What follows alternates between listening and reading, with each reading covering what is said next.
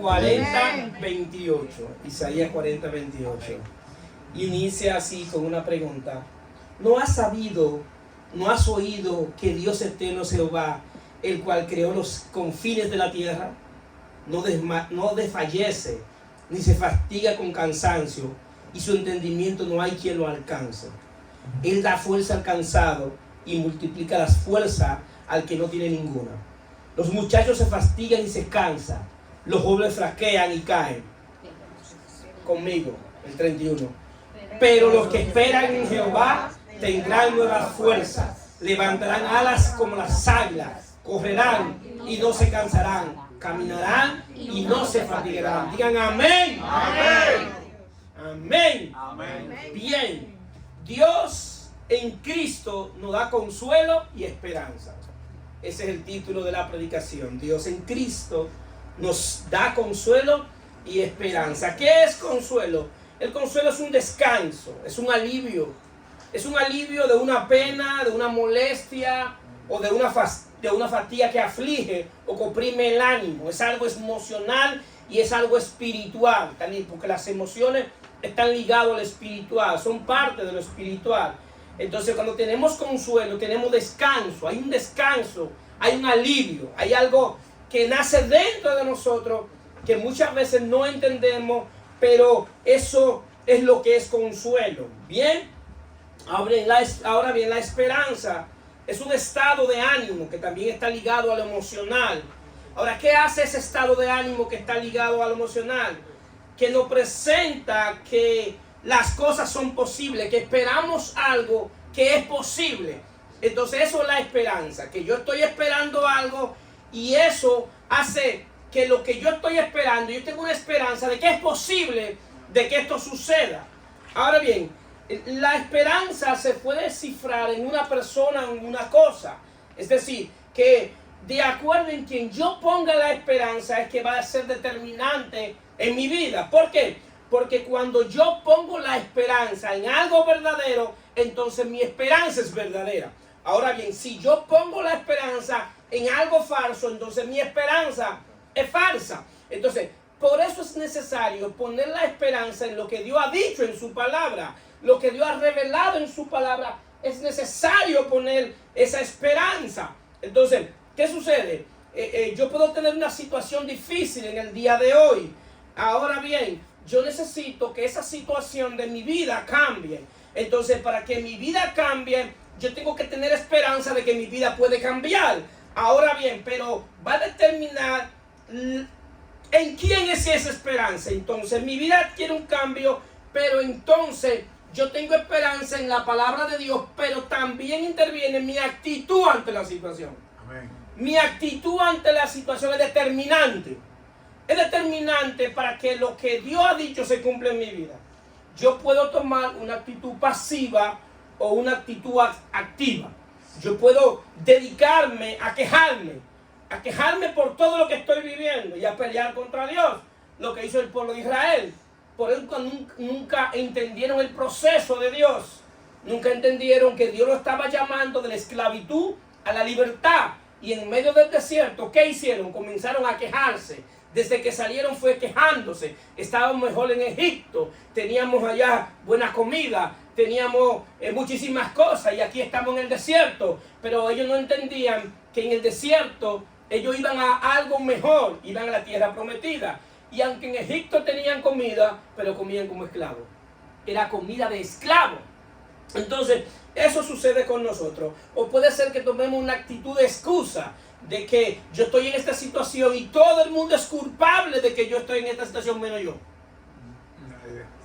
Todo el mundo tiene la culpa de lo que yo estoy viviendo, pero menos yo. Entonces, yo también puedo tomar una actitud de victimizarme. Yo soy la víctima. El mundo está contra mí. La gente está contra mí. Mi actitud en cada situación de nuestra vida debe ser proactiva. Debe ser proactiva, debe ser yo voy hacia adelante. Si yo he creído en el Dios verdadero, en el Dios poderoso, yo voy hacia adelante. Yo no me voy a quedar atrás. Todo lo que yo viví ya pasó. ahora en Cristo me espera un futuro mejor. ¿Cuánto lo creen? Amén. Me espera algo mejor. Entonces yo tengo que extender mi mirada hacia adelante, una actitud proactiva. Entonces, la Biblia tiene tantos ejemplos de personas con una actitud proactiva. Pero hay un hombre que me llama la atención, que tuvo una actitud proactiva en una situación. Es Caleb. Caleb fue uno de los que entró a la tierra prometida, junto con Josué. Y miren lo que dice, escuchen lo que dice las escrituras en número 14:24 sobre Caleb. Pero a mi siervo Caleb, por cuanto hubo en él otro espíritu y decidió ir en pos de mí, yo lo meteré en la tierra donde entró, y su descendencia la tendrá en posesión. Me llama la atención que Dios dice, no es que él va a entrar, yo lo voy a meter. Solamente con la actitud de él. Tuvo un espíritu diferente. Lo que está diciendo el texto, que él pensaba diferente a los demás. Habían 12 espías que se le dio la misma palabra. Se le dio la misma promesa. Le dijeron, esa tierra es de ustedes. Entran y toman posesión de la tierra. Y cuando vieron los gigantes, solamente dos vieron lo que Dios había dicho. Los demás se enfocaron en los problemas y en los gigantes, en las situaciones. Tuvieron una actitud pasiva, tuvieron una actitud de miedo. No creyeron en lo que Dios dijo, no entraron en el consuelo, porque el consuelo es reposo.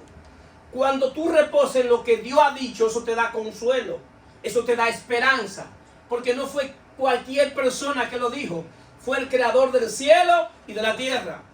Entonces, ellos no entraron en ese reposo que necesitaban y no recibieron, por lo tanto, el consuelo de lo que Dios había dicho.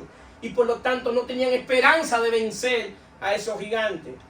Entonces, vemos aquí que la manera de pensar ante las situaciones, ante los problemas, ante los desafíos de este mundo, nuestra actitud tiene determinado peso para nosotros seguir hacia adelante.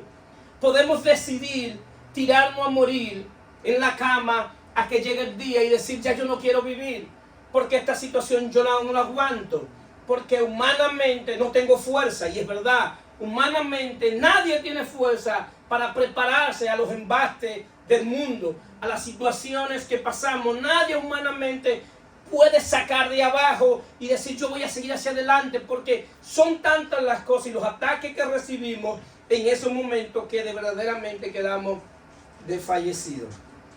Pero bendito sea Dios, que nos enseña a través de su palabra muchas cosas extraordinarias que revela Dios a través de las escrituras. Romanos 15:4 dice, porque las cosas que se escribieron antes para nuestra enseñanza se escribieron, a fin de que por la paciencia y la consolación de las escrituras tengamos esperanza. Es decir, que las escrituras, cuando aprendemos de ellas, podemos tener consolación y esperanza. ¿Cuántos lo creen? Amén. Es determinante en la vida cristiana para nosotros poder saber qué es el consuelo y cuál es la esperanza que tenemos, que tengamos una buena relación con las escrituras, que podamos entender lo que Dios está revelando en las Sagradas Escrituras. Y nosotros nos acercamos en el texto que leímos a Isaías, que es llamado también el profeta mesiánico. Es el profeta mesiánico porque él es quien más revela en los proféticos al Mesías. Las palabras, la gran mayoría de profecías de Isaías tenían una naturaleza mesiánica. ¿Qué es una naturaleza mesiánica? Que tenían cumplimiento en Jesucristo, que verdaderamente lo que él estaba diciendo se iba a cumplir cuando apareciera físicamente Jesucristo.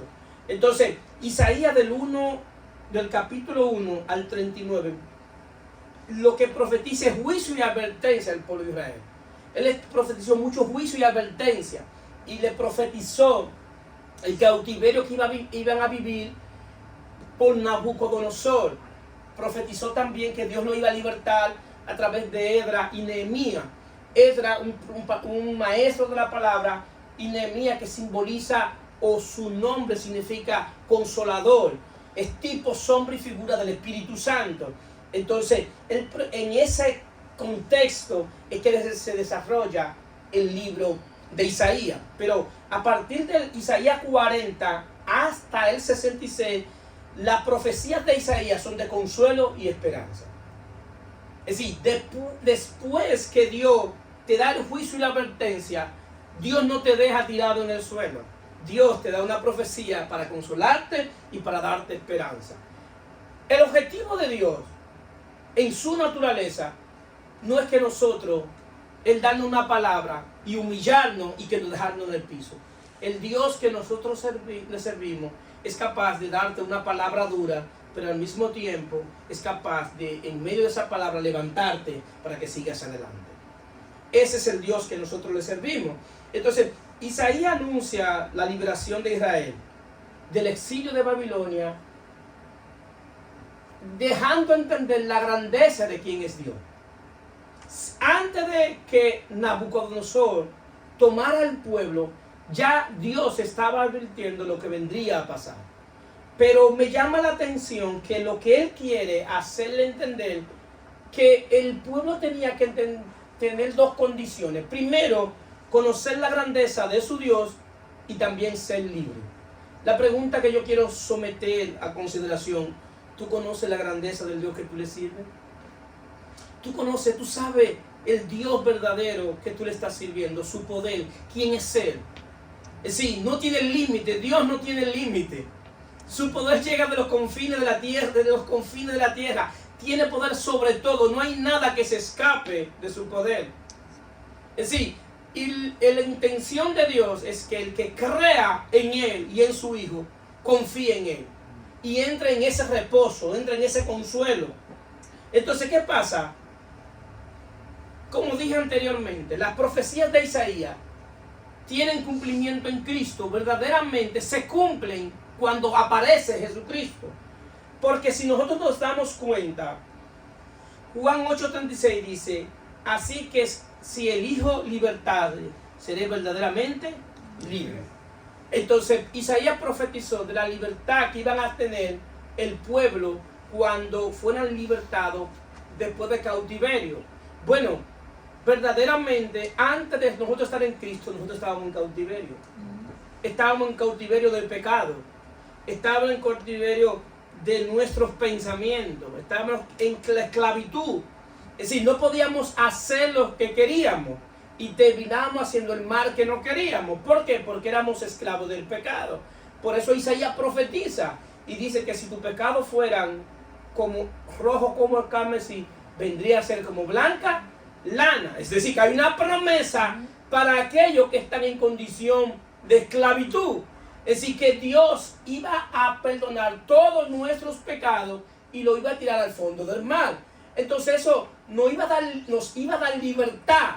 Pero la libertad que nos va a dar es para pensar, es para tener un nuevo pensamiento, es para tener una renovación del entendimiento. ¿Y por qué esto es importante? Porque Job 37:19 dice: nosotros no podemos ordenar las ideas por causa de las tinieblas.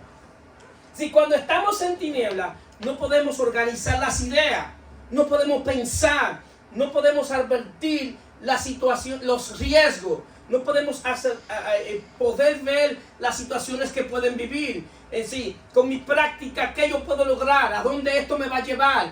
¿Cuáles son las consecuencias? Entonces, si medimos muchas prácticas que nosotros hacemos y las medimos con las consecuencias que podemos tener por esa misma práctica, nos daremos cuenta que es peor la consecuencia que lo que podemos lograr a través de esa mala práctica. No sé si me están entendiendo. Amén. Es decir, es cuestión de simplemente yo sentarme y razonar. Pero ¿qué es lo que pasa? Que las tinieblas que están en mi mente no me permiten organizar las ideas, no me permite calcular las consecuencias. Entonces, pero bendito sea Dios en Cristo, que Cristo se presenta como luz, pero se presenta como luz ¿para qué? Para iluminar nuestro entendimiento y sacar las tinieblas de nuestra mente y nuestro corazón. Las tinieblas es el resultado de la ausencia de luz. Donde no hay luz, todo está en tinieblas. Entonces, cuando Cristo viene a alumbrar las tinieblas. Ahora bien, vienen a despojar las tinieblas. Ahora bien, ¿por qué yo establezco y digo que los proféticos de Isaías tienen cumplimiento en Cristo? Porque en Juan 14:26 Jesús da una promesa y habla de que va a enviar otro consolador. Dice Juan 14:26, mas el consolador, el Espíritu Santo, a quien el Padre enviará en mi nombre, Él enseñará todas las cosas y recordará todo lo que yo he dicho. Es decir, que el Espíritu Santo tiene una obra extraordinaria, señores hermanos. La doctrina más descuidada en el Evangelio es la doctrina del Espíritu Santo. ¿Por qué? Porque nosotros solamente creemos que la obra del Espíritu Santo es que sintamos algo hacia afuera. Y se me engranojaron los pelos y la presencia estaba ahí. El Espíritu de Dios estaba ahí. Gloria a Dios por eso. Pero la obra del Espíritu Santo es más sublime que eso. Es decir, la obra del Espíritu Santo es una obra interna. Y la primera obra que hace es convencerte de pecado, de justicia y de juicio. Pero después que te convence de justicia y de pecado, de justicia y de juicio, provoca en ti el arrepentimiento. Pero después que provoca en ti el arrepentimiento, que es cambiar tu manera de pensar, te permite, te ayuda a creer en Jesucristo. Y después que te ayuda a creer en Jesucristo, en sí, viene ahora un proceso eterno con el Espíritu Santo. Mientras en la eternidad es un proceso interno con el Espíritu Santo, donde ahora el Espíritu Santo me va a enseñar. El Espíritu Santo viene a enseñarnos y viene a recordarnos todo lo que Jesús, todas las promesas de Dios, todo lo que Dios ha dicho.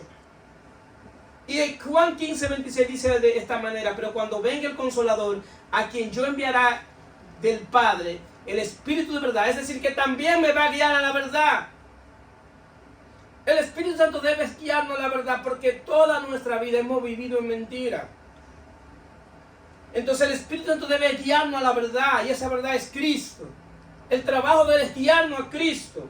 Y dice: el cual procede del Padre y dará testimonio acerca de mí. El Espíritu Santo viene a hacer realidad a Cristo en nuestra vida. Sin el Espíritu Santo morando en nosotros no tenemos consuelo. Porque verdaderamente Jesús dice: enviaré otro consolador. Dice: enviaré otro de la misma naturaleza, de la misma sustancia que yo, que va a hacer lo mismo que yo hago. Yo me mantuve 3 años y medio dándole consuelo a ustedes, hablándole, consolándole desde afuera. Ahora le voy a enviar uno que le va a dar consuelo, pero ahora se lo va a dar desde adentro. Entonces el Espíritu Santo viene a darnos ese alivio, ese refrigerio. Entonces, ahora, ¿de qué forma el Espíritu Santo nos consuela? Y Pablo dice en 1 Corintios 2:12: y nosotros no hemos recibido el Espíritu del mundo, sino el Espíritu que proviene de Dios, para que sepamos lo que de Dios nos ha concedido, el cual también hablamos, no con palabras enseñadas por sabiduría humana, sino con la palabra que enseña el Espíritu, acomodando lo espiritual a lo espiritual. Qué obra más magnífica, qué obra más sublime la del Espíritu Santo. Nos convierte en personas espirituales y nos hace acomodar qué es espiritual y qué no es espiritual, qué es humano y qué no es humano. Me permite juzgar las cosas desde el punto de vista espiritual. Me permite ver más allá de la curva, ver más allá de lo simple, ver más allá de lo que yo entiendo. Entonces, pero al mismo tiempo afirma en mí lo que nosotros tenemos ya en Cristo. No hace saber qué tenemos en Cristo. Ahora, pero ¿para qué me hace saber lo que yo tengo en Cristo? Para que yo hable conforme a lo que ya tengo en Cristo. Es decir, no es para que yo lo guarde, es para que yo lo hable. Es decir, que mi conversación no debe ser de queja. Mi condición de hablar, mi actitud, no debe ser de sentirme un fracasado, de sentirme que no tengo oportunidad, de sentir vergüenza. En Cristo esa no es nuestra posición. Nuestra posición en Cristo es hablar como lo que ya tengo en Él. Como lo que ya tenemos en Él. Es decir, si tengo fe, tengo que hablar de la fe que tengo. Si tengo vida, debo hablar de la vida que tengo. Si tengo esperanza, debo hablar de la esperanza que tengo. Mis conversaciones, mi hablar, debe ser no conforme a lo que yo estoy viviendo, sino conforme a lo que ya Dios dijo que yo soy. La canción lo decía ahorita. Es más fácil cantarlo que vivirlo. Yo sé que soy lo que soy. Así que dice. Yo soy quien dice que soy. Yo no sabía que esa canción iba a estar hoy. Por ahí está. Si ¿quién tú eres en Cristo? Habla como lo que tú eres.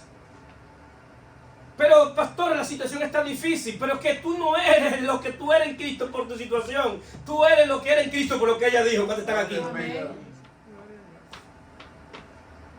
Pastor, pero es que está difícil. Pero ¿quién te dijo que era fácil? ¿Y quién te dijo que el evangelio es una panacea o una cúpula de hierro que nada te va a pasar? ¿Quién fue que lo dijo? ¿Dónde está eso? ¿Quién fue que lo enseñó? Porque no le enseñó Cristo, ni le enseñó la Biblia. Es decir, vamos a tener situaciones difíciles en esta vida. Pero es mi actitud ante la situación. ¿Qué voy a decir ante la situación? ¿Qué voy a hacer? ¿Me echo a morir? Entonces, yo debo seguir y debo recordar y hablar lo que yo he recibido de Dios en Cristo. Yo debo hacer un ejercicio y meditar de noche en la palabra de lo que Dios ha dicho.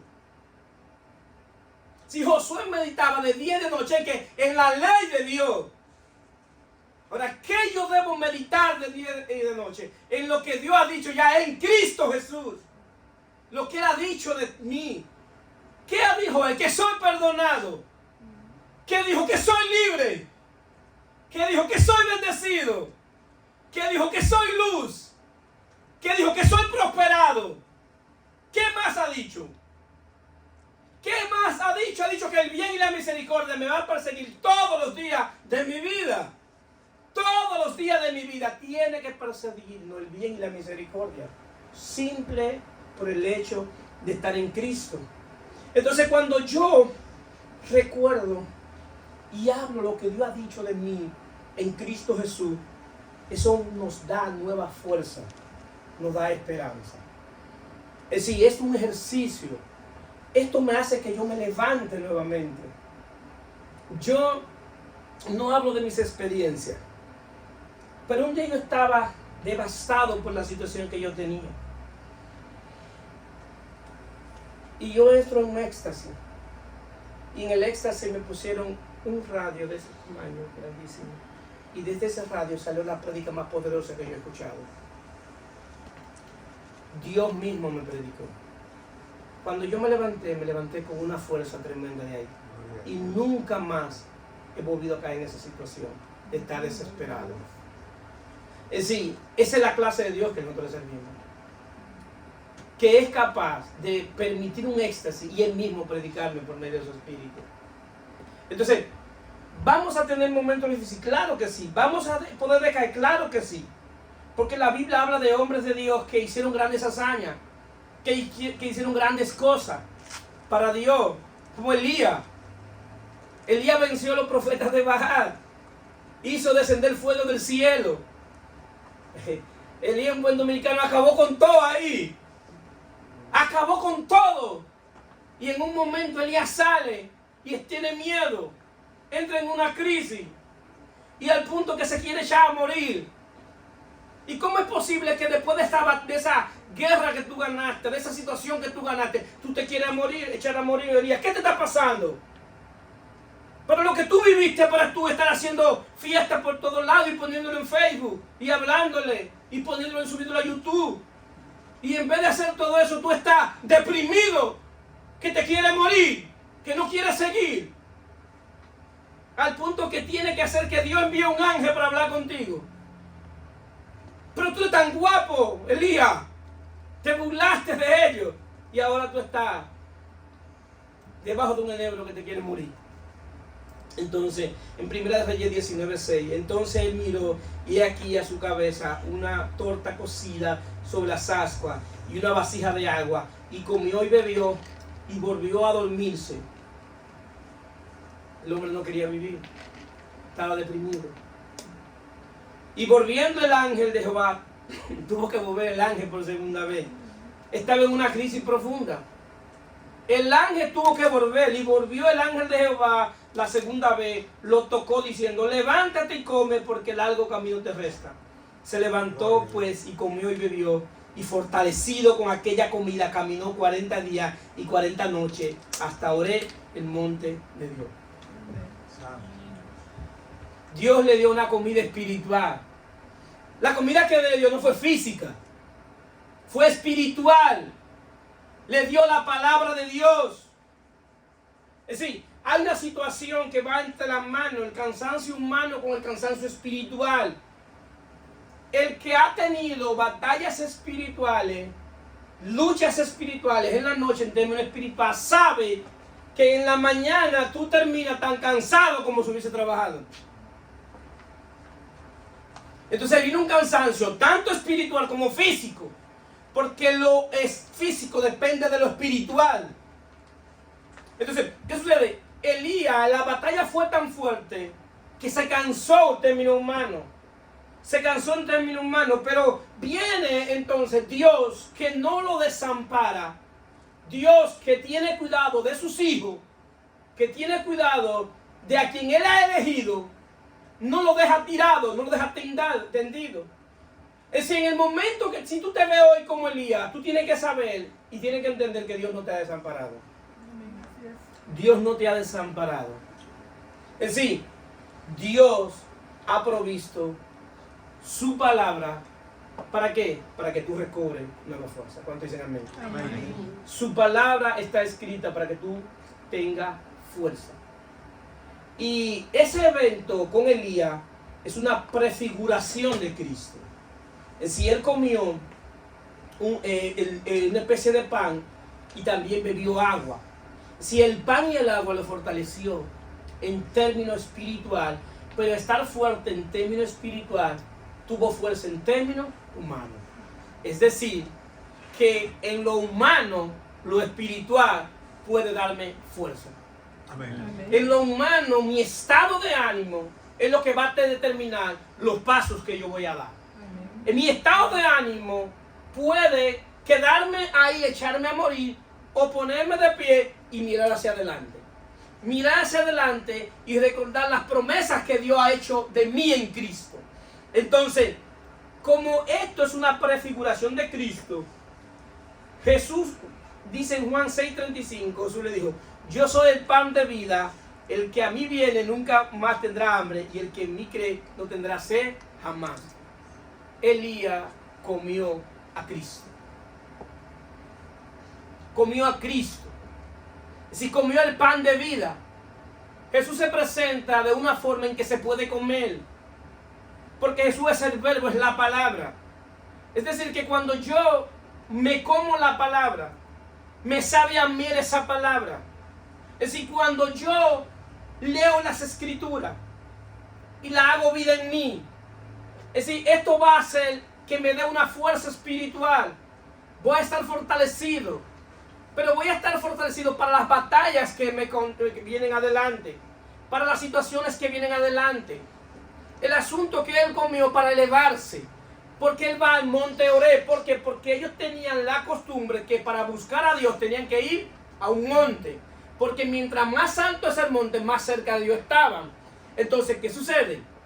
Mientras más fortalecido tú estés por medio de la palabra de Dios, entonces tú te vas a elevar más hacia el monte buscando a Dios. ¿Cuántos están aquí? Amén. Si no hay manera de que tú tengas una relación con Dios o que busque a Dios ausente de la palabra de Dios, no hay manera. Podemos tener una relación emocional con Dios y creer que estamos relacionados con el Dios vivo, pero de cierta manera no hay manera de que tú estés relacionado con el Dios vivo si no conoces en su palabra. Porque la palabra de Dios es la revelación escrita de quién es Él. En la palabra de Dios, Dios se revela como la suma de todos sus atributos. Es decir, hay dos cosas importantes en mi relación con Dios. Es la revelación escrita, que yo tengo conocimiento, y es lo que llamo ginosco, un conocimiento literario de lo que dice el texto, pero también me permite tener una experiencia personal con Dios. Es decir, yo sé que Dios es mi suplidor y muchas veces lo he leído en las escrituras, y si quiero puedo mandar a hacer una calcomanía y ponerlo en mi carro, en el espejo y en todas partes. Pero yo sé que Dios es mi suplidor no es tanto por lo que dice el texto, sino por la experiencia que yo he tenido cuando me ha suplido. Amén. Es decir, en su palabra y en la realidad, Dios dice lo que Él dice ser. Es decir, el Dios que nosotros le servimos no es el Dios que se revela de una manera en su palabra y en la experiencia de otra. Es decir, que si Él dice que Él es mi suplidor, en el momento de mi escasez, yo estoy seguro que Él me va a suplir. Amén. Si Él dice que es mi sanador, en mi momento de enfermedad, Él me va a sanar. Si Él dice que Él es mi paz, entonces en el momento de batalla, yo voy a tener paz. Es decir, de cierta manera, la palabra de Dios lo que hace que deja de ser literatura, sino que la palabra de Dios se encarna en mí. Se encarna. Al punto que más fácil se destruye mi carne que la palabra se destruya dentro de mí. ¿Cuántos están aquí? Si mi carne se va a destruir un día, pero la palabra de Dios vive y permanece para siempre. Si lo físico se va a destruir, cualquier persona puede llegar a una situación de salud que se olvide las cosas y mentalmente no está apto para algunas cosas, pero lo que estoy seguro que para los que han creído en Dios, la palabra seguirá morando en el corazón. Amén. Va a seguir morando de esa manera. ¿Por qué? Porque la palabra es Cristo, el verbo que se hizo carne. Entonces Dios constantemente se nos está revelando a nosotros a través de su bondad, de su misericordia. Y la bondad de Dios produce arrepentimiento. Cuando yo entiendo la bondad de Dios, eso debe producir que yo cambie la manera de pensar con relación a Él. Eso debe haber una actitud de mi corazón de yo querer servirle a Él. Todos los que estamos aquí, si tú estás aquí, no es un accidente de la naturaleza. Si tú estás aquí, es porque tú eres un propósito de Dios caminando cuando lo crees. Si tú estás aquí, porque la diestra de Dios te ha acompañado. Dios te ha acompañado a ti en tu caminar, a todos nosotros. Es decir, es asunto de yo sentarme conmigo mismo, y mucha gente dice que el mejor consejo me lo puedo dar yo mismo. Es un asunto de yo tomar una decisión y decir, pero ¿qué yo estoy haciendo que no le estoy sirviendo a Dios? ¿Qué yo estoy haciendo que no tengo una devoción por Dios? Sí, ¿cuáles son mis metas a futuro? ¿Cuál es mi proyección? ¿Dónde yo me veo en el futuro? ¿Dónde yo me veo sin Dios? ¿Dónde yo me veo sin esa ser maravilloso que puede darme consuelo y esperanza? Es decir, nosotros necesitamos ese pan de vida. Necesitamos ese pan de vida para poder enfrentar cada situación. Y quien nos enseña a enfrentar las situaciones, las persecuciones, la acusación, la tentación es Jesús. Jesús el día de la tentación, cuando Satanás le dice, si eres hijo de Dios, haz que esta piedra se convierta en pan. Jesús lo que dice es, la respuesta es, que no tan solo de pan vivirá el hombre, sino de la palabra que sale de la boca de Dios. Pero que Jesús no se inventó esa palabra de cierta manera en ese momento. Eso fue lo que Dios le dijo en Deuteronomio 8:3 al pueblo de Israel. Es decir, que Jesús tenía la palabra de Dios morando en él, aunque él era la palabra. ¿Y cómo fue la respuesta a la tentación? Por medio de la misma palabra. Satanás le trae la palabra y él le responde por la misma palabra. Ahora bien, ¿cómo nosotros vamos a contrarrestar a ese enemigo si la palabra de Dios no está morando en nosotros? Yo quiero que me expliquen cómo podemos hacerlo. Dice el texto de Génesis 3 que la serpiente era más astuta que todo. Y es más astuta porque pertenece a la alta creación. Satanás pertenece a la alta creación y el hombre pertenece a la baja creación. Son frecuencias diferentes. Entonces, ¿qué sucede? Yo necesito obligatoriamente aprender de la palabra de Dios para que yo pueda tener consuelo y esperanza. Lo que pasa es que no solamente vemos aquí entonces que por medio del Espíritu Santo recibimos consuelo, pero también recibimos esperanza por medio del Evangelio, de las buenas noticias de Dios. Está cargado de esperanza para los que creen. El Evangelio está cargado de esperanza para los que creen. El asunto es que nosotros leemos la Biblia y hay términos que están en la Biblia que no profundizamos, ¿qué significa? Que el día que tú profundices, ¿qué significa? En términos espiritual y de entendimiento, tu vida va a cambiar. Cuando usted llega a Romanos capítulo 5, del 1 en adelante, Pablo hace una explicación teológica que no tiene comparación. Y es la doctrina más fuerte del Evangelio, que se llama la justificación por la fe. Es decir, lo que nos diferencia a nosotros de cualquier religión es la doctrina de la justificación por la fe. Pablo dice así, Romanos 5.1, justificado pues por la fe, tenemos paz para con Dios por medio de nuestro Señor Jesucristo, por quien también tenemos entrada por la fe a esta gracia en la cual estamos firmes, y nos gloriamos en la esperanza de la gloria de Dios.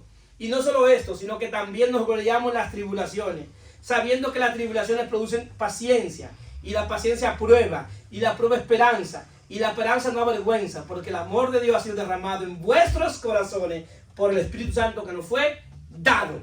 Amén. Justificación por la fe.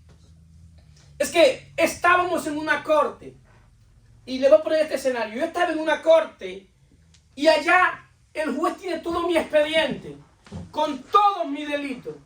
Es decir, no hay manera de que yo saliera libre de ahí. Tú cometiste este delito, tanto, ok. La pena por estos delitos, dice en la legislación divina, es que la pena, que la paga del pecado es muerte. Ariel Peña, yo te condeno a muerte. Esa es mi paga, pero se levanta una basado en la jurisdicción, en la jurisprudencia romana y dice, señor juez, deme un segundo, vamos a hacer algo. Que la pena de él, yo la quiero recibir. Wow. Sí. Yo voy a morir por él. Entonces, pues venga, muera por él. Entonces, después que esa persona muere, que le cargan la pena, el juez me dice, no te puedo condenar, porque ya yo condené a uno en tu lugar. Yo te voy a declarar justificado, no inocente, sino justificado. La justicia no te puede condenar porque yo condené a uno en tu lugar. Eso fue lo que pasó con Cristo, que Él dijo, la pena de ellos yo la voy a pagar. Por eso que en la cruz Él perdona mis pecados y en la resurrección me puede justificar, porque Él no me puede justificar si antes no ha cumplido la pena. Entonces ahora por la fe, cuando yo voy a la corte celestial con todos mis pecados, el juez eterno divino me dice, tú eres libre de culpa, tú estás siendo justificado por la fe en Jesucristo. La fe en Jesucristo te libra de toda pena, amén, de toda condena. Pero Pablo no se queda ahí. Pablo dice, también por esa fe tenemos entrada. Pero tenemos entrada y esa entrada es al reino de Dios. Y en el reino de Dios, el Espíritu Santo me permite estar firme. Porque recibí la vida de aquel que ocupó mi lugar. Entonces ahora, en medio de la prueba, en medio del proceso, me puedo glorificar. Pastor, les vamos a hacer una apología al proceso. No, lo que pasa es que el proceso que está pasando dentro de mí es más fuerte que el que está pasando fuera de mí. Porque lo que yo tengo dentro de mí es la gloria de Dios en mí. Entonces, eso es lo que pasa con nosotros, lo que hemos creído que el Espíritu Santo fue derramado en vuestros corazones. Fuimos ungidos por Dios con el Espíritu Santo. El asunto es que el aceite en el Antiguo Testamento simbolizaba la unción del Espíritu. En el Nuevo Testamento también viene esa misma unción, pero ahora la unción viene con el Espíritu de Dios en un estado glorificado. Cristo lleno de gloria, en un estado superior. Entonces, ¿qué sucede? ¿Qué hace que eso? Que la gloria de Dios dentro de mí produce una esperanza. Produce una esperanza por medio del Espíritu de Dios. Que aún yo tengo el proceso, yo tengo esperanza de que en un día va a terminar ese proceso. ¿Cuánto dicen amén? Amén. Yo tengo esperanza de que un día que las cosas van a cambiar. ¿Cuánto dicen amén? Amén. Yo tengo esperanza de ver mis hijos en otra condición. Yo tengo esperanza que mi vida no va a ser una vida totalmente en el suelo. Yo tengo esperanza de que le sirva a un Dios vivo. Yo tengo esperanza en el Evangelio. Yo tengo esperanza en Cristo, en la gloria de Dios. Es una vida constante y continua de esperanza para aquel que ha creído. Bendito sea su nombre. Amén. Es algo dentro de ti que va fluyendo, fluyendo, fluyendo. Entonces, ¿qué sucede? Cuando Pablo explica y habla, dice que por la fe tenemos entrado, dice, por la fe, entrada por la fe a esta gracia. Cuando Pablo define la gracia de Dios en el texto, no está hablando de un conjunto de doctrina. Cuando Pablo explica de la gracia, no está acumulando mucha doctrina que yo creo. Para Pablo, la gracia era la manifestación viva de Dios en Cristo. Para Pablo, la gracia era Dios manifestado en Cristo. Para Pablo, es que la gracia de Dios te alcanza cuando Cristo habita en ti. Es decir, no es que yo sé mucho de Biblia, es que Cristo habita en mí. Es que yo conozco de Él, es que he creído en Él. Entonces, Él hace eso. ¿Qué hace esto? Que esta gracia permite que Cristo haga una habitación dentro de mí. Entonces, vemos aquí entonces que ahora tenemos la misma naturaleza de Cristo. Para Él es Cristo mismo habitando en nosotros con su gloria. Lo que sucede es que como nosotros los conceptos no los manejamos, hoy hay muchísimas iglesias. Y gloria a Dios porque van a llorar en la presencia de Dios. Gloria a Dios por eso, no me malinterprete. Gloria a Dios porque van a sentir la presencia de Dios. Gloria a Dios por eso. Y salen de ahí. ¿Cómo estuvo el servicio? Estuvo glorioso. ¿Por qué estuvo glorioso? Porque se sentía la presencia de Dios. Porque la alabanza tuvieron buenísima. Porque el hermano dio un testimonio de lo que Dios le dio. Porque Dios le dio un carro al pastor. Gloria a Dios, que Dios escuche eso. Todo eso. Y eso para ellos fue la gloria de Dios. Ok. ¿Y qué te dijo Dios en su palabra? El pastor predicó muy bonito, pero yo no entendí. Tú pediste el tiempo. Si tú viviste todo eso, gloria a Dios por lo que viviste, pero la idea es que tú salgas ahí con más entendimiento de lo que es Dios. La idea es que tú salgas de ahí a enfrentar las situaciones que tú vas a empezar mañana. Hoy es un día bastante maravilloso. De aquí salimos a comer con las madres y todo muy bien. Pero mañana regresamos a la realidad. ¿Verdad que sí? Entonces, ¿qué sucede? Si lo que aprendimos hoy aquí no me sirve para la realidad de mañana, entonces pedí el tiempo. Pedí el tiempo. Porque nosotros venimos aquí a capacitarnos por la palabra de Dios. Para enfrentarme a ese mundo hostil que me odia. Para presentarme a esos espíritus que utilizan las personas. Para presentarme a cada situación. Es decir, yo necesito salir con más entendimiento. Entonces, como yo no tengo entendimiento de qué es la gloria de Dios, entiendo que la gloria de Dios es algo que yo sentí, pero nunca he vivido. Porque para Pablo la gloria de Dios no tenía que ver con nada de eso. Para Pablo, ¿qué era la gloria de Dios? Para Pablo, la gloria de Dios, Efesios 3:16, para que dé conforme a las riquezas de su gloria. Ahora, él va a explicar qué es la riqueza de su gloria. El ser fortalecido con poder en el hombre interior por su espíritu. Para Pablo, la gloria de Dios es que el espíritu me fortalezca dentro de mí. Para Pablo, eso era la gloria de Dios. Que aunque yo no haya sentido nada en el culto, aunque no haya sentido nada en el servicio, la palabra de Dios me fortalezca para yo seguir caminando. Amén. Que la palabra de Dios haga que Cristo habite por la fe en mi corazón. Eso es la gloria de Dios para Pablo. Amén. Entonces, eso no queda ahí. Pero eso tiene un propósito. Para que habite Cristo por la fe en vuestros corazones. A fin de arraigados y cimentados en amor, seamos plenamente capaces de comprender con todos los santos con todos los santos, cuál sea la anchura, la longitud, la profundidad y la altura, y de conocer el amor de Cristo, que sea de todo conocimiento, para que sean llenos de toda la plenitud de Dios. Que a medida que el hombre interior se va fortaleciendo, a medida que Cristo habita por la fe en mi corazón, entonces yo comienzo a comprender, no yo solo, sino con todos ustedes, comienzo a comprender la anchura, la altura, la longitud, y comienzo a entender el amor de Cristo. Pero el amor de Cristo, aunque está dentro de mí, yo comienzo a entenderlo y a comprenderlo cuando lo veo a ustedes. Cuando los veo llegar, lo puedo abrazar y le puedo decir Dios te bendiga. Cuando yo lo veo progresar y que su progreso sea mi progreso. Que tu victoria sea mi victoria. Que tu felicidad sea mi felicidad. Que tu batalla sea mi batalla. Ahí yo comienzo a entender el amor de Cristo con mis hermanos. Con los demás es que yo comienzo a entender el amor de Cristo.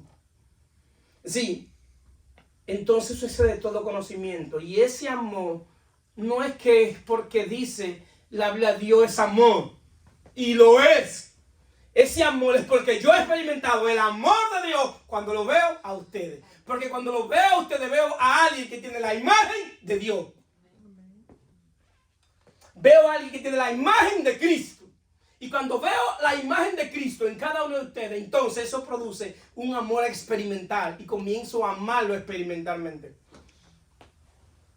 Entonces eso para Pablo, esa es la gloria de Dios. Para Pablo eso es lo que hace que seamos llenos de toda la plenitud de Dios. Llenar la plenitud de Dios es el pleroma de Dios. Entonces tú te vas llenando del amor de Dios porque estás experimentando con todos los santos el amor de Dios. El amor de Dios no se experimenta solo, se experimenta en el cuerpo. Yo no puedo experimentar el amor de Dios queriendo todo para mí. Yo experimento el amor de Dios queriendo la gloria de Dios para todos. Amén. Amén. Ese es el amor de Dios, querido hermano. Entonces, para eso, entonces que Pablo habla de la gloria de Dios. Eso es la gloria de Dios. Cristo habitando en ti. Cristo dentro de ti, llenando de todo conocimiento. Entonces la esperanza no es algo que que producimos, sino lo que produce el amor de Dios en nosotros. Eso es la esperanza. Es decir, la esperanza bíblica, la esperanza que habla la Biblia, no eres tú que la produce, es el amor de Dios que la produce en ti. Es ser que la produce. Y es una esperanza continua y constante, continua y constante. Hay cosas que tú vas a lograr porque la esperanza, el amor de Dios produce esa esperanza y tú permaneces firme y con fuerza. Porque esa esperanza te da fuerza. Y comienza a verte en proyección a futuro. Dios permite que tú te veas en proyección a futuro. No te veas en la misma condición, en lo mismo que tú estás hoy. Dios te ve más allá. Y tú tienes que comenzarte a verte como Dios te ve. Dios te ve como tu hijo, como su hijo. Dios te ve como su hijo si tú has creído. Díselo al que está a tu lado. Dios te ve como su hijo si tú has creído. Tú debes comenzarte a ver como Dios te ve. Tu vida va a cambiar cuando tú comienzas a verte como Dios te ve. Ahí es que lo más problemático es que no nos vemos como Dios nos ve. Nos vemos derrotados. Nos vemos afligidos. Me veo en crisis. Me veo que quizás no puedo volver a mi país. Que no tengo empleo, que no tengo residencia. Nada de eso tiene trascendencia en lo eterno. Amén. Nada de eso tiene importancia en Dios. Nada de eso. Lo que verdaderamente en Dios tiene importancia es la relación que tú tienes con Dios. Amén. Que aunque este cuerpo exterior se va destruyendo día a día, el interior se va renovando día a día también. Gloria a Dios. Así que la gloria que en nosotros ha de manifestarse es mayor que lo que estamos viviendo. La gloria venidera es mayor que lo que tú estás viviendo. Dile amén a eso. Amén. Amén. La gloria venidera es mayor. Es mayor. La gloria que ha de manifestarse es mayor que lo que estamos viviendo. Y lo que yo estoy viviendo es la plataforma para poder soportar el peso de gloria que voy a recibir. Bendito sea su nombre. Bendito sea su nombre. Es mayor. Esto es una experiencia vivida. Porque es mayor. Lo que hace que Pablo pueda soportar la gloria de lo que vivió fue las prisiones, fue la persecución. 5 veces 40 latigazos menos 1. Estuvo en peligro de muerte. Estuvo en la prisión. Es decir, cuántas cosas pasó. Pero él sabía que la gloria que tenía por dentro era mayor que lo que había vivido. Que lo conectó con lo eterno fue la persecución. Fue una situación difícil. Porque en la situación difícil, él pudo conocer el Dios que le servía. ¿Cuántos dicen amén? Amén. Ahí es que tú conoces a Dios. Gloria a Dios. En la situación difícil. Ahí es que tú sabes verdaderamente que Dios es real. Que Dios no es un cuento. Que puede venir cualquier contexto teológico y es quererte explicar con manzanita, teológicamente quiere explicarte que Dios es así y la suma teológica y todo esto y el calvinismo, el arminiano y todo esto, el luteranismo, todo esto. Dice, gloria a Dios por esa doctrina, gloria a Dios por esos hombres que Dios utilizó, pero lo que me convence no es la teología de ellos, lo que me convence es la experiencia que yo he tenido con el Dios vivo. Amén. Gloria a Dios. Amén. Eso fue lo que me convenció, la experiencia que yo tuve con Él. Y la experiencia que yo tuve con Él, Jesús dice, no hay nadie que me conozca que pueda hablar mal de mí. No hay nadie que conozca a Dios que pueda hablar mal de Él. Nadie, absolutamente nadie. Hay una determinación a seguir. Hay una determinación porque la vida del hombre no consiste en acumular riqueza. La vida del hombre está y consiste en conocer a su Creador. En eso consiste la vida del hombre.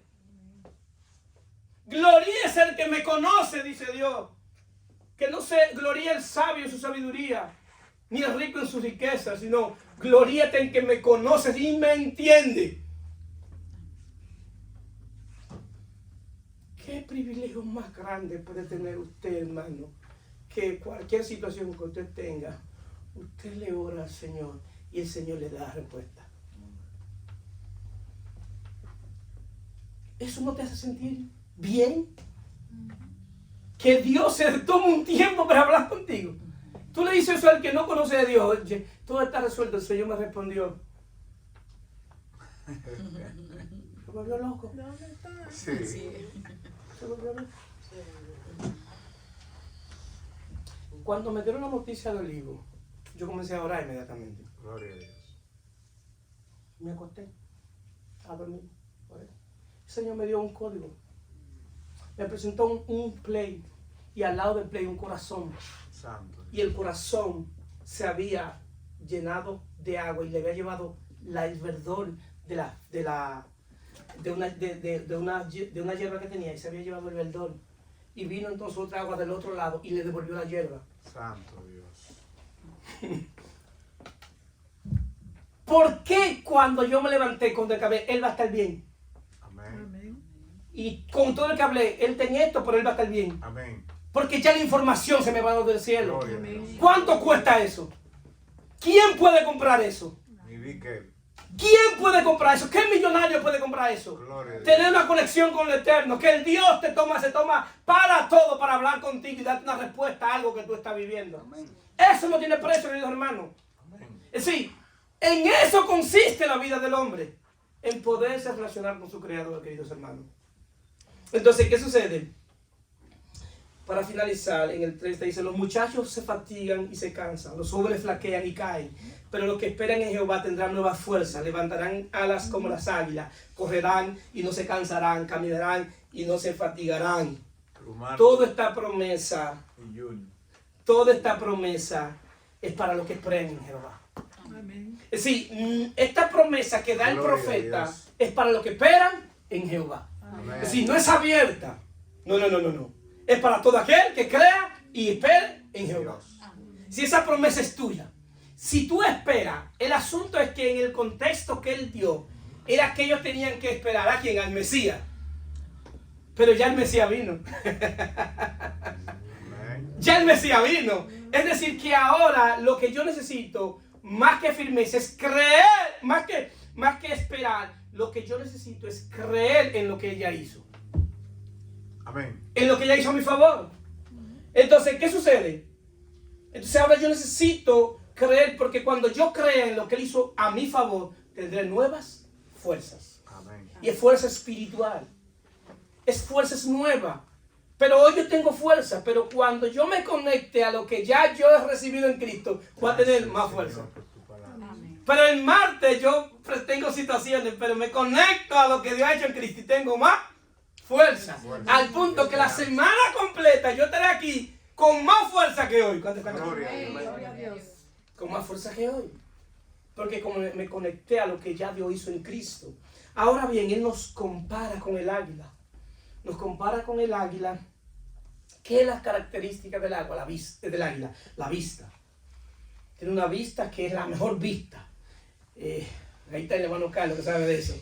La forma en que se renova. Cuando ya no puede cazar, ella misma se quita el pico.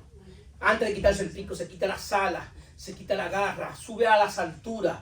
Ella no se pone en cualquier sitio, sino que busca la montaña más alta donde no puedan ir los depredadores y se queda ahí en la montaña y se mete en esa montaña y comienza el proceso ella misma de renovación y comienza y se quita las alas, se quita las garras y lo último que les queda es el pico y se acerca a una piedra ¡pam! Y se da con la piedra para que se le vaya el pico y se queda ahí un tiempo esperando que nazcan las alas, que el pico vuelva a salir y las garras vuelvan a salir. Y nuevamente se tira a ser el rey del aire. Amén. ¿Por qué? Porque se renovó. Pero a nosotros se nos da una esperanza de renovación constantemente en nuestro entendimiento. Gloria a Dios. Cada vez que tú entiendas más de Dios en Cristo, te está quitando el pico. Te está quitando la sala. Y está dándote pico nuevo y ala nueva. Y garra nueva, plumas nuevas. Cada día más que te renova, te va sabiendo cosas. Y comienza a ser quien gobierna en vida, porque tú fuiste salvo. Lo que recibes la gracia de Dios es para gobernar en vida juntamente con Cristo. Amén. Entonces, ¿qué sucede? Pero la gran característica del águila, Junior, Gloria a no es Dios. esa. La gran característica del águila es que el único animal que se atreve a atacar el águila es el cuervo. El cuervo es el único animal que se atreve a atacar el águila. Pero sin embargo, el águila no pelea con el cuervo. El águila lo que hace es que cuando el cuervo le cae encima, se eleva. Se eleva, se eleva. Porque la gravedad hace que el cuervo pierda el oxígeno y el cuervo se cae solo. No me la sabía. Gloria a Dios. ¿Qué enseña eso? Que cada batalla es un cuervo. Cada proceso es un cuervo. Tú lo que necesitas es llevar tu batalla a lo alto. Amén.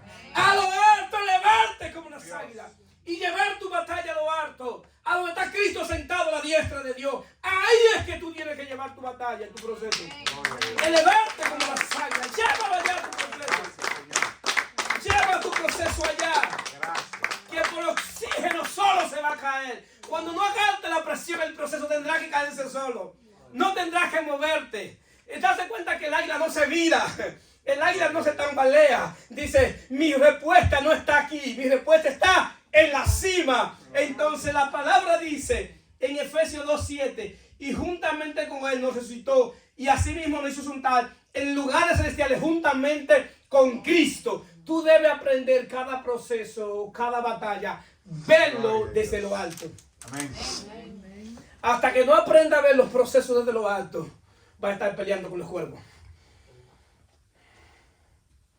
Va a estar peleando con los cuervos. Que está ahí arriba. Súbela, súbela ya. Donde está Cristo sentado. Esa es tu posición. Si sigue peleando tu batalla, llevándolo al terreno de los cuervos, perdiste. Si el águila comienza a descender y baja, los cuervos tienen algo característica que se llaman el uno al otro. Si baja más bajo, los otros cuervos van a ver y también la van a atacar. Es presa de los cuervos. Pero como los cuervos no pueden subir allá arriba, nadie puede acompañar a los demás cuervos. Y tienen solo que caer. Por eso es que somos comparados con las águilas. Por eso, por la naturaleza de lo que hemos recibido en Cristo. Yo espero que tu batalla, tú salgas de aquí hoy a pelearla allá arriba. Gracias. Ahora está Cristo sentado. Palabras. Gracias. Deja de defenderte. Deja de pelear con la gente. No vea a la gente, ve los espíritus que están en la gente. Y cada persona que el diablo utilice, cada cuervo, llévala ya, no para acusarlo con Dios, sino para pedir misericordia por él. Amén. Amén. Gloria a Dios. Porque en el nuevo pacto es diferente. En el viejo pacto, ojo por ojo y diente por diente. Mas yo digo que ame a tus enemigos. Santo. Las cosas cambiaron. Amén. Todo el que me atacó, Señor, guárdalo, cuídalo, bendícelo. Cuídalo, Señor. Bendícelo con todas las bendiciones espirituales. Amén. Que la paz de Dios esté sobre ellos. Amén. Siempre. Pero llévala allá arriba. Ella allá arriba.